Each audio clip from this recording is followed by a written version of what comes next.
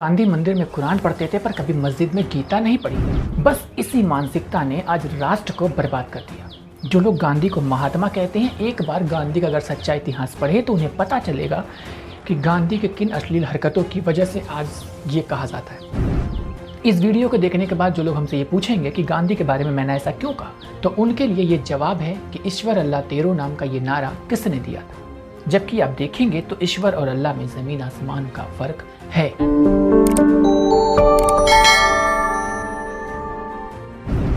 नमस्कार, मैं आशीष।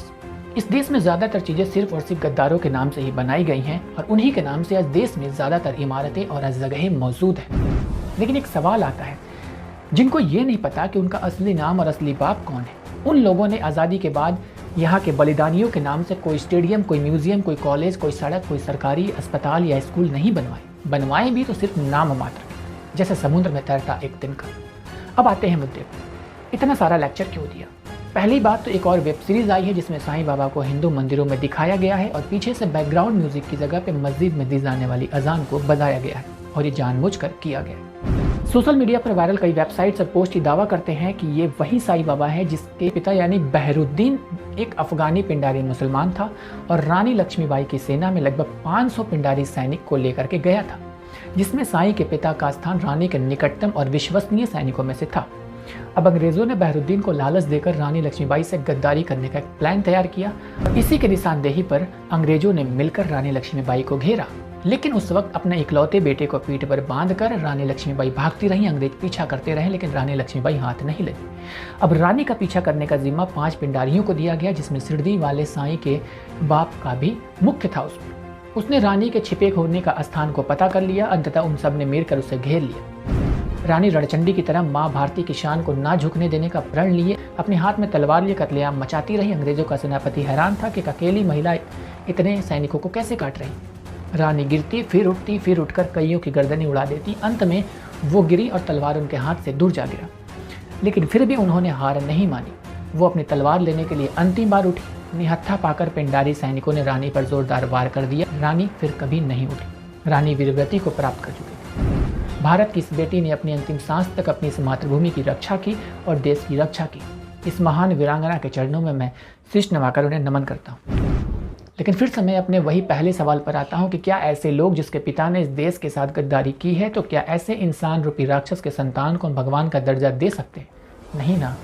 लेकिन ये सब एक षड्यंत्र के तहत किया जा रहा है, एक वेब सीरीज़ बनाकर इस सबके सामने लाया जा रहा है।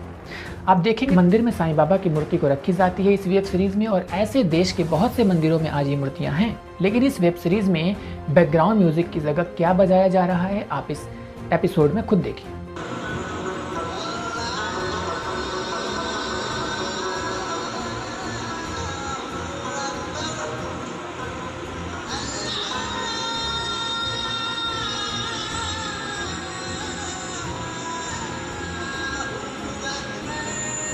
अगर इसके विपरीत किसी मस्जिद में जय श्री राम का नारा लगा होता तो एक खास समुदाय के लोगों की आज़ादी आज देश में खतरे में पड़ जाती है।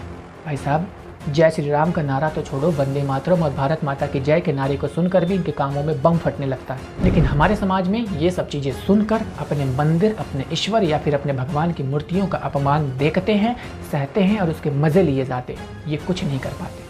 लेकिन इसी तरह से देश विरोधी ताकतों को हम फाइनेंशियल सपोर्ट भी प्रोवाइड करते हैं ऐसे वेब सीरीज़ को देखकर। इसी का परिणाम है कि आज देश में ऐसे बहुसंख्यक समाज की हालत इतनी बद से बदतर हो गई है।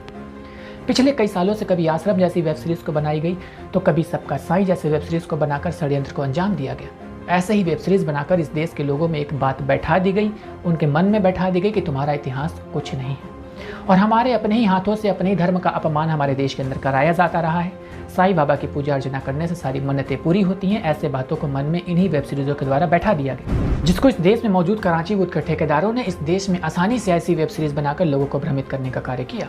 7 जनवरी 1977 को रुपहले पर्दे पर एक फिल्म आई, अमर अकबर एंथोनी। इस फिल्म में एक गाना बजा कि सिरडी वाले साईं बाबा आया हूँ तेरे दर पे सवारी। ये गाना हिट हुआ, फिल्म हिट हुई और बाबा भी हिट हो गए। साईं बाबा के चेले चपाटों के पैर तो इस फिल्म के बाद जमीन पर पड़ने ही बंद हो गए, क्योंकि लोगों ने साईं को बहुत बड़ी मात्रा में स्वीकार्यता प्रदान की थी। उससे पहले तक ना इसकी कहीं तस्वीर होती थी, ना कहीं मूर्ति होती थी, ना कहीं कोई चर्चा होती थी। इसके बाद तो हर जगह पर सिर्फ और सिर्फ साईं ही साईं नजर आने लगे। यहाँ तक कि फोटोशॉप करके आग से भी साईं को निकाला गया और यही साईं आज कई भक्तों के घरों की शोभा को भी बढ़ा रहे हैं। धीरे धीरे चुपके चुपके मंदिरों में इनकी मूर्तियाँ बैठने लगी, इनके अपने मंदिर भी बनने लगे और हम और आप ही इनका सपोर्ट करते आए। तो आखिरी में मैं यही कहना चाहूँगा कि ऐसे लोगों का बहिष्कार करिए, इस टॉपिक पे खुद रिसर्च करिए और जो सच है उसको फॉलो करिए, क्योंकि बहुत सारे जब देश की ज़रूरत पड़ी तो ईसाई ट्रस्ट ने उसमें योगदान नहीं दिया। अगर आप हमारे चैनल पर नए हैं तो चैनल को सब्सक्राइब करिए, वीडियो अच्छी लगी तो इसे लाइक करिए, कमेंट करिए और शेयर करिए और मुझे मेरे सोशल मीडिया अकाउंट्स पर फॉलो जरूर करिएगा। नमस्कार।